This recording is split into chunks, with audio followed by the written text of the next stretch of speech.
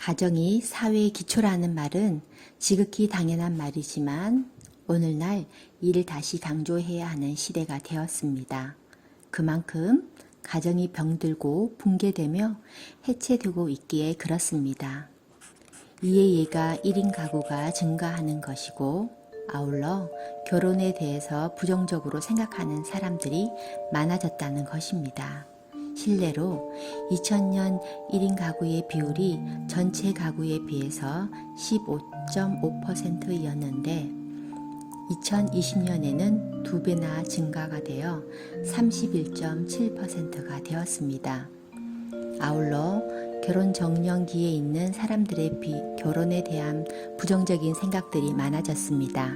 그 결과 지금은 결혼하겠다는 사람이나 결혼하지 않겠다는 사람들의 비율이 거의 비슷해지고 있습니다. 이에 대한 이유들은 많이 있지만 분명한 것은 정상적인 가정이 많이 줄어들고 있다는 것입니다. 이로 볼 때 가정의 토대 위에 세워지는 사회도 점점 부실해질 수밖에 없으며 사회를 구성하는 학교, 교회, 국가도 그렇게 될 수밖에 없습니다. 하지만 원래 가정의 시작은 이런 모습이 전혀 아닙니다. 가정은 하나님께서 교회보다 먼저 세우신 기관으로서 첫 사람인 아담과 하와 부부로부터 시작되었습니다. 그래서 가정의 중심은 당연히 부모도 아니고 자녀도 아니며 부부입니다. 흔히 유교권 사회에서 체제 유지를 위한 이념으로 충효를 강조하기에 부부보다 부모가 가정에서 먼저입니다. 하지만 성경은 부부가 먼저라고 분명히 말씀하고 있습니다. 그런데 오늘날은 부모도 먼저가 아니고 부부도 먼저가 아니며 자녀가 가정에서 먼저가 되었습니다. 그러기에 문명이 발달한 오늘날 도덕이나 윤리는 이전보다 더욱 못하게 되었습니다. 한때 우리나라를 동방예의지국이라 불렀는데 지금은 아련한 추억이 되었습니다. 따라서 이 사회가 건강하려면 무엇보다도 가정이 먼저 회복되어야 합니다.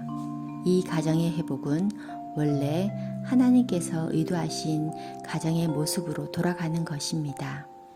다시 말하면 인류 최초의 가정인 아담과 하와 부부 모습으로 돌아가는 것입니다. 창세기 2장 18절에서 25절을 보면 아내는 남편에게서 나와서 남편을 돕는 자의 역할을 합니다.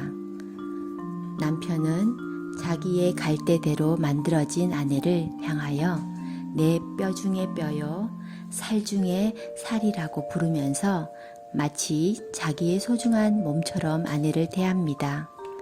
그뿐 아니라 두 사람이 한 몸이 되어 온전한 연합을 이루고 있습니다. 그러기에 두 사람이 벌거벗었지만 서로를 부끄러워하지 않았습니다.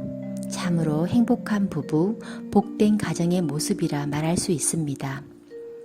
오늘날 결혼 생활에서 이러한 모습을 보여줄 수 있다면 모두 다 결혼을 하여 정상적인 가정, 행복한 가정이 많아지게 될 것입니다.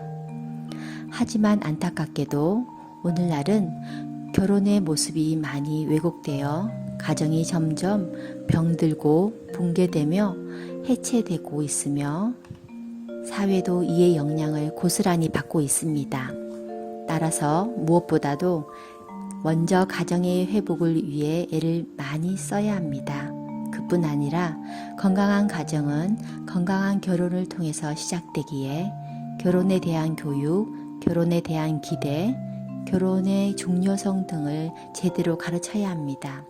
아울러 결혼 생활에 좋은 본을 보여줄 수 있어야 합니다. 그렇지 못한다면 아무리 문명이 발달하고 경제가 성장한다 해도 이 사회의 미래는 장담할 수가 없습니다. 물론 교회도 국가의 미래도 마찬가지입니다.